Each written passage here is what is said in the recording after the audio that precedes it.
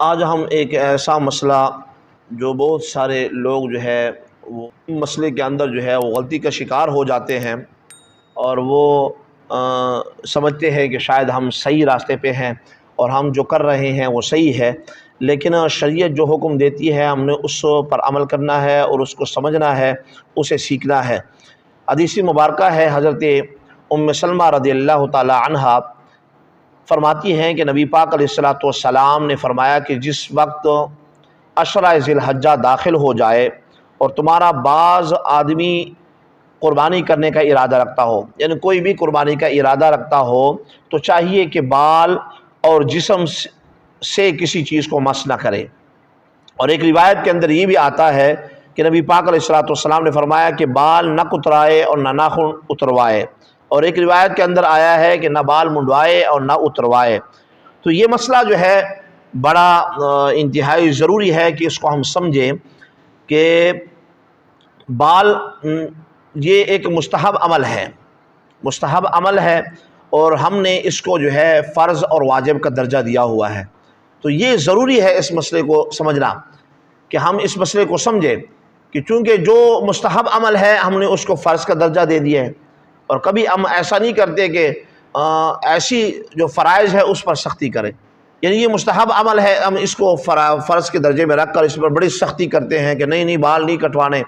تو یہ ایک صحابی رسول جو ہے وہ حاضر ہوئے، نبی پاک علیہ الصلوۃ والسلام نے جب یہ مسئلہ فرمایا تو اس نے قربانی کا جب ذکر کیا تو اس نے عرض کیا، یا رسول اللہ صلی اللہ علیہ وسلم میرے پاس بنیہا ہے، تو آپ ہمیں حکم دے۔ بنیہا اس جانور کو کیا تھا کہ قرض کا لیا ہوا جانور۔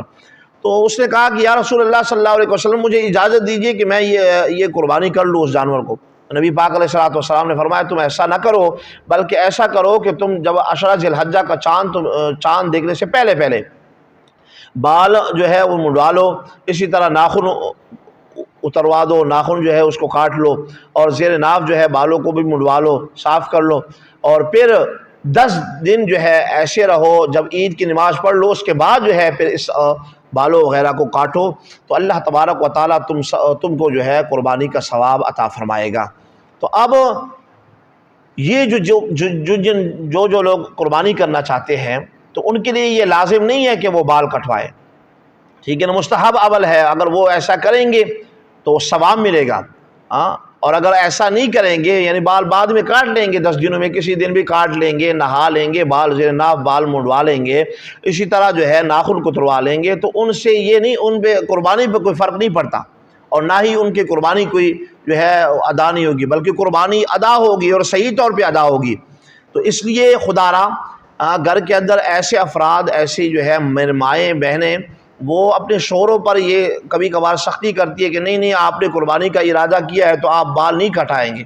اگرچہ جو ہے ان کے بال بڑے ہو چکے ہو اور گناہ کے اندر جو ہے مبتلا ہونے کا خدشہ ہو، کیونکہ ایک لمٹ ہے، اس لمٹ کے بعد ضروری کٹوانا لازم ہے۔ اب اگر اس شخص کو یاد نہیں تھا اور قربانی کے جو ہے چاند وہ نظر آ گیا، یعنی ایام ذی الحجہ کا چاند نظر آ گیا، اور پھر گھر والوں نے وہ منع کر دیتے، نہیں آپ نے قربانی کرنی، آپ نے بال نہیں کٹوانے، نہ آپ نے ناخن کٹوانے، تو اب یہ نبی پاک علیہ الصلوۃ والسلام نے جو یہ فرمایا ہے کہ ہمیشہ نبی پاک علیہ الصلوۃ والسلام ایسا کرتے تھے، اس سے جو ہے کوئی واجب یا فرض تو نہیں ہے، بلکہ یہ مستحب عمل ہے۔ کوئی اگر اس پہ عمل کر لیتا ہے تو اس سے ثواب ملے گا، نہیں کرتا تو آپ پر یہ لازم نہیں ہے کہ آپ اسے جو ہے ٹوکے یا اس سے روکے کہ بال نہ کٹواؤ، نہ ناخن ترسواؤ۔ تو یہ مسئلہ بہت گمبھیر ہے۔ اب اس مسئلے کو اپنے ذہن کے اندر بٹھائیں، اور جتنے بھی آپ کے ارد گرد لوگ رہتے ہیں وہ اگر ایسے مسائل کا شکار ہوں تو انہیں کہیں کہ خدا را اپنے آپ کو گناہ کے اندر مبتلا نہ کریں، یعنی بال کٹوانا، اسی طرح زیر ناف بال منڈوانا، یہ کچھ دنوں کے بعد ایام ہے، دن ہے مخصوص، ان دنوں سے اگر آگے بڑھ جائیں تو لازمی ہوتا ہے ان کو جو ہے صاف کرنا اور ناخن کاٹنا۔ تو اس لیے آپ ایسے مسائل جو ہے اس کی طرف غور نہ کریں۔ اگر کسی کو ایسا مسئلہ لاحق ہو جاتا ہے